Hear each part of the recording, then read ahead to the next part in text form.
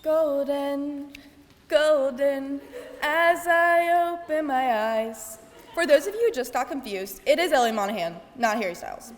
Anyways, Annie Gowen is golden. Whether it is her long, luscious locks or her slightly uneven spray tan, Annie embodies everything that is indeed golden. Annie and I have been very close friends since pre-kindergarten, so we have been through it all. Annie introduced me to Harry Potter, which created our strong bond. We've spent many hours brewing potions and having actual duels in her room with our wands. After that stage, we went through Miranda Sings, the classic Let's Try and Be YouTubers, One Direction, Harry Styles, and many more. If you do not understand how seriously we took these phases, just know we went to see Harry Styles twice in 1 year and even made a French project about him. But what really bugs me about Annie is how naturally smart she is. I could study for hours for a test, and Annie will have gone to bed at 8 the night before and forgotten all about it and still managed to make a better grade than me. And all she can say is, dude, I know. Besides this, Annie is one of the few girls that I know that is actually very decisive. She knows what she wants, and she goes for it. Even if that means spending hours of her day on Ticketmaster in order to get Taylor Swift concert tickets.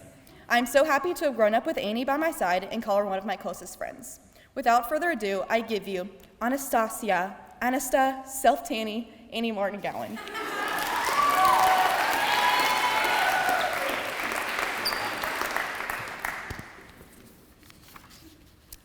Maybe you know me from sports, classes, extracurriculars, or the hallways.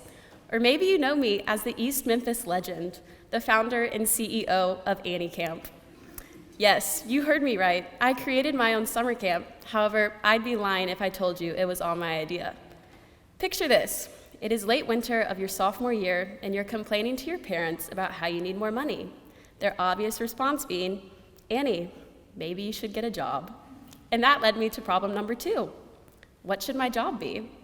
I thought about maybe being a hostess or possibly working in retail, and I decided against both because I wanted the luxury of working when I wanted to, and I absolutely did not want to wear a uniform.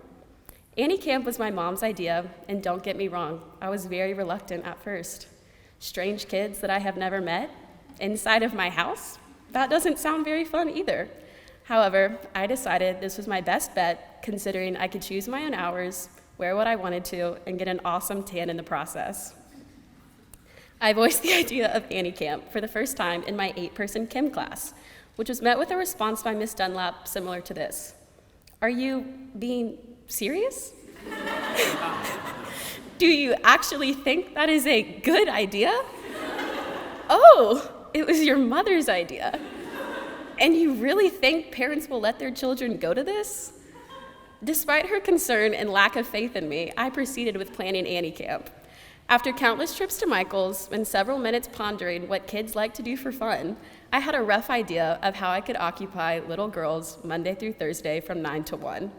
And despite having to console an inconsolable little girl after her friendship bracelet broke for the 5th time, or breaking up a fist fight between 2 girls after one of them cheated in the handstand competition, or having to pry a bag of flour out of a kid's hand because she refused to stop eating it by the spoonful, I learned 2 important lessons in the 2 summers of Annie Camp I have under my belt. Firstly, just because I'm 18 doesn't mean I need to act like it. When I was a wee 5th grader sitting in those pews 7 years ago, I thought the seniors, the girls my age now, were full-grown adult women with their entire lives planned out.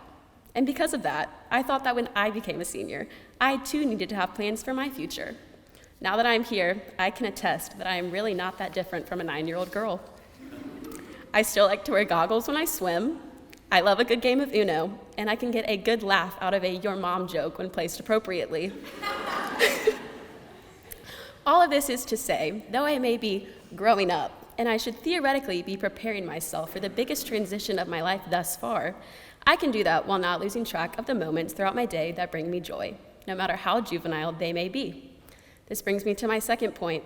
All work and no play makes Annie a dull girl. You gotta have fun on the job.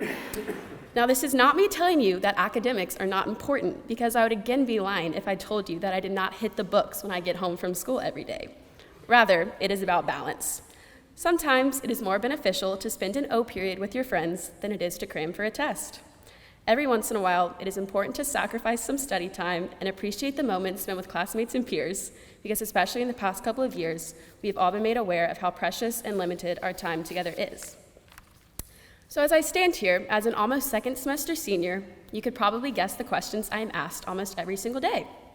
How is the college application process coming along? Do you know where you're going next year? Have you thought about what you want to study or major in? All of these questions frame my nightmare, college. Sharing a small space with a stranger, having a real job, not eating a dinner that my mom made. I never want to leave high school, and that's because I don't want to ever have to grow up.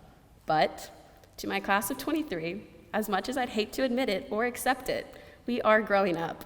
And even though we will not be together next year, it is only because of y'all that I have the privilege of being able to carry the inner child in me through the memories we have made and the laughter we have shared together over the years. Winnie the Pooh definitely said it best when he said how lucky I am to have something that makes saying goodbye so hard.